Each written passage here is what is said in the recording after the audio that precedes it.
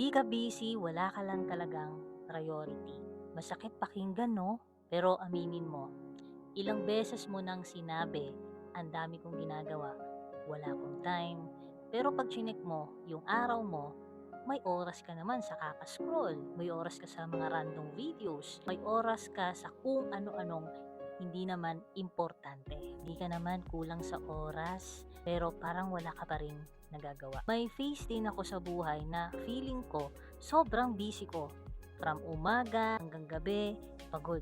Parang lagi akong may ginagawa. Pero isang araw, tinanong ako ng kaibigan ko, sige nga, ano ba yung pinaka-importante mong goal ngayon? Natahimik ako kasi ang totoo, wala akong masagot. Busy ako pero wala akong direction. Nagawa ko lang kung ano yung nandyan. Kung ano yung madali, kung ano yung nakasanayan ko, di ko pinipili yung mahalaga.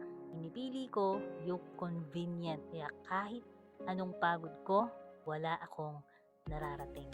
Hanggang sa napilitan akong harapin yung totoo. Hindi ako busy. Umiwas lang ako talaga sa mga bagay na kailangan kong unahin.